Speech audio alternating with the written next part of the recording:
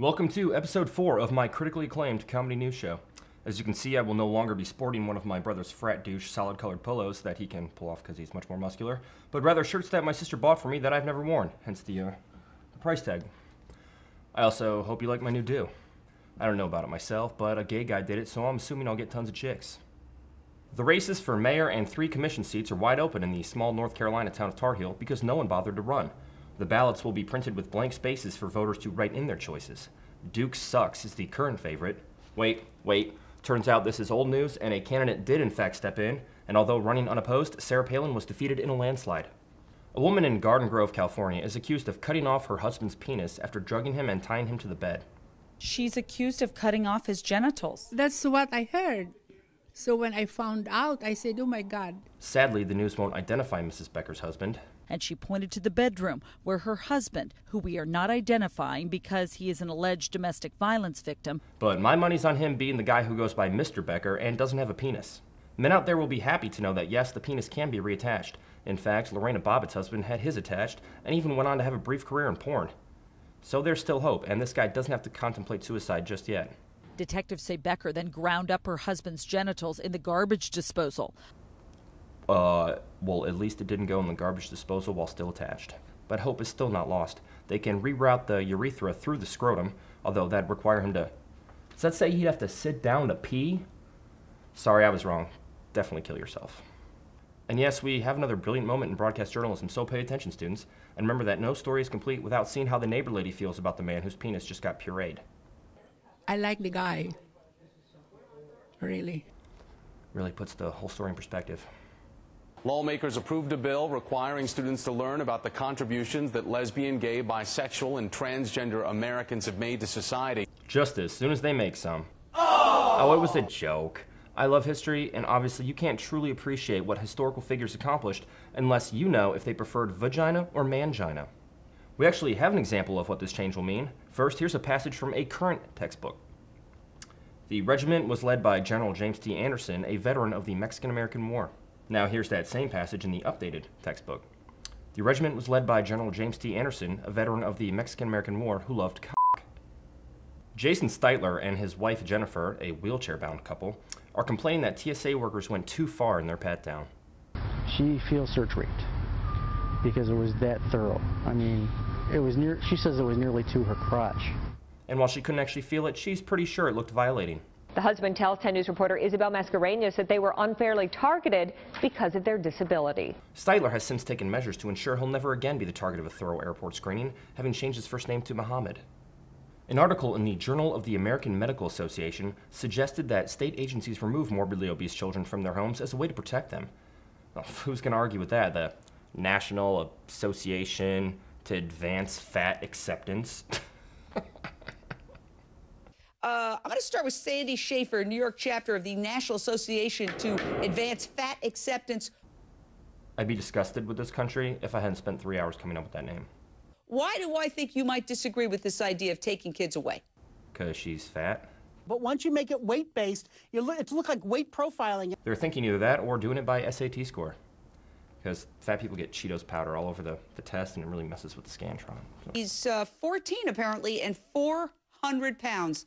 Because of his weight, he has gained diabetes and he has a high blood pressure. These people are going to come in my house and take my child and sign me over as unfit. A bit of advice. If you're going to argue that you're not unfit to take care of your 400-pound 14-year-old, it'd help if you could stand up under your own weight. Also, learn what it means to think highly of something. I don't know how you feel about that, but I do think very highly of that. It's not right. See, you got it backwards. You're killing your child. State investigators say nearly 200 teachers in Atlanta fixed answers on standardized tests. The teachers defended themselves, saying that before they fixed the students' test, they tried to tell them the answers, but the students still got them wrong. Parks Middle School is the worst offender. In just 1 year, the student pass rate jumped from 1% to 46%. Which, according to Parks Middle School graduates, is an increase of nearly 35%. The former superintendent is accused of encouraging the cheating. She was even paid hundreds of thousands of dollars in bonuses because of the improved test scores. Demonstrating just how desperate southern states are to get their kids to achieve the bare minimum. With Atlanta schools starting in just a month, the school district is left with little time to clean house and repair its reputation. Of being 45th in the country overall and dead last in graduation rate. Renella Pierre spent months trying to convince her bank, JP Morgan Chase, she was not dead, even going to the bank to let them know in person, only to have credit reporting agencies still reporting her as dead a month later. Now, 8 months later, bank executives say they're looking into it and that they can't be expected to know that an account under the name Renella isn't a prank. JP Morgan Chase had no comment when reporters asked if it'd be easier to change Renella's bank records to state that she's not dead or just go ahead and have her killed. A prisoner escape in a Houston jail was caught on tape. Men were waiting for a staged fight to break out in the jail. They knew officers would open a door and try to break it up. Watch what happens next. The pair barges into the jailer's area. Officers catch the second guy. Investigators are baffled as to how the one male and one female guard were unable to restrain the two male inmates. Here you see two jailers, a man and a woman, a man and a woman. Total mystery. In India, the small village of Talwas got pumped up for the wedding between Raju and Chinky, both of whom are monkeys. Said Ramesh Saini, the married 38-year-old without any children who nursed Raju back to health after finding him unconscious 3 years ago, quote, "I wanted to enjoy the feelings of a son's marriage to Raju's wedding. We will welcome the bride in our house in Benita after the wedding and pray she doesn't throw her feces at anyone until after the reception." You think you're gonna tell a bride what she can and can't do on her wedding day? Good luck, Ramesh. British researchers have developed what they say is a cure for type 2 diabetes. A 600-calorie-a-day diet composed of a special drink and non-starchy vegetables. This is the first cure in history to require self-control on the part of the person being treated, and amongst morbidly obese Americans is expected to be effective in approximately 0.0 out of 100 patients. The Austrian town of Bernau, birthplace of Adolf Hitler, has revoked Hitler's honorary citizenship, although that shouldn't be a problem for Hitler since Bernau doesn't require businesses to e-verify. Although they're not sure he was ever actually awarded citizenship, the town's council voted unanimously to strip Hitler of any honors he may have received, apparently unaware that a bullet took care of that 66 years ago. Not surprisingly, it was media uproar that made this an issue in May, when the town of Amstetten revoked Hitler's honorary citizenship, but 2 council members of the right-wing Freedom Party abstained, contending the vote was unnecessary because the title ended with Hitler's death. Hoping to get the media to back off, Austria will be pushing through legislation to symbolically ban the N-word. Agiliu Mukhametzianov, a 49-year-old Russian woman who was believed to be dead from a heart attack, woke up during her own funeral, had another heart attack from the shock of the situation, and died. The shock likely occurred when she saw the bill. A-ba-doom-tsh. For the record, that joke was contributed by Sarah Madsen, although the rim shot, that was all me. Oh God. Almost gave me a heart attack. Thank you. Thank you. A news team from a CNN affiliate in Mexico found 4 zip lines crossing over the Suchiate River, which serves as part of Mexico's southern border with Guatemala. People were found crossing into Mexico via the zip lines in broad daylight for only 15 pesos, which is just over $1 in real money. Although you'd think they'd be flattered that someone is actually sneaking into Mexico, the Mexican government is well known for their extremely inhumane treatment of anyone crossing their southern borders illegally, making the use of the zip line highly dangerous. The Guatemalans who operate the zip line are not worried, however, as they're certain the Mexican government will never find out what they're doing. In China, a woman gave birth to twin daughters with a single body and 2 heads. The twins share many of their organs, but have 2 spines and 2 esophaguses. Doctors were quoted as saying it'd be nearly impossible to separate them, but assured the couple that the 2-headed baby will drown in a river just as easily as a 1-headed baby. Oh, right. Get mad at me for making a joke about throwing babies in rivers, but not at the Chinese for actually throwing babies in rivers. You know, whatever. People often ask me, Nick, why do you hate the idea of culture? Well, I don't know. I mean, I just think it's kind of stupid to do something for no other reason than because it's your culture. Well, finally, there's another group of people who actually agree with me. Afghan women standing up for their rights today, protesting against street harassment. I go out every day, or when my mom goes or my sisters go out every day, they face sexual harassment at all different levels. Yeah, whatever. Lower the camera. Let's see if she's got nice jugs. These women made their way to the Afghan Human Rights Commission, a building that the Afghan government uses to store old newspapers. Rachel Hatchero, a 17-year-old who is awaiting trial after pleading not guilty to charges of aggravated battery, and possession of a firearm by a minor after pistol whipping her mother because she wouldn't co-sign on a vehicle purchase, was discovered by a sheriff's deputy with open alcoholic beverages in her car. They also discovered 7 grams of marijuana, rolling papers, Xanax, and an ecstasy pill. We actually have footage of her from a recent appearance on a talk show. Listen to me and love me. Shut up! Shut the f*** up, you dried-out skate! Whoa, she's hot. But let's not lose sight of the true injustice in this case. Since she lives in Florida, she's going to have to take a drug test to get her welfare check. Florida, you make me sick. After 2 women on the North Korean World Cup soccer team tested positive for steroids, the rest of the team was tested, producing 3 additional positive results. North Korean leader Kim Jong-un expressed his apologies, stating that this scandal never should have happened, as the team was supposed to have been executed immediately following their elimination from the World Cup. Not so long ago, the idea of a Casey Anthony movie seemed like a certainty, but the public outrage over Anthony's acquittal of murder charges is making some in the industry rethink the wisdom of adapting her story to the big screen.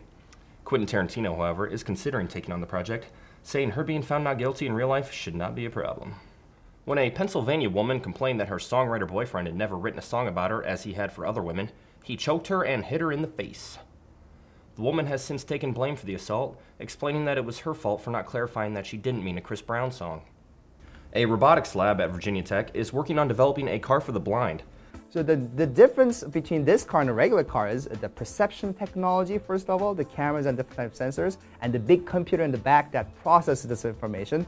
Amidst a flurry of criticisms and concerns from the general public, the lab's leader defended their work, saying that everyone should have the right to drive, even if there's something about them that means they'll probably be really bad at it.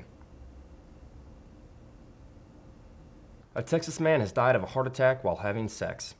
The woman said that in the midst of it, he complained he wasn't feeling well and, quote, stopped having sex with her so he could rest, but continued to fondle her, however, then rolled over and died. Continued to fondle her. Wow, it was either a horny bastard or a dedicated lover. Either way, that's just the type of no-quit attitude you just don't see with the younger generations. But in all seriousness, at least he went out the way all men hope they can... What? Okay, apparently I'm learning that she was 77. Well, I mean, that's not my cup of tea, but I'm not going to judge, but... And he was raping her.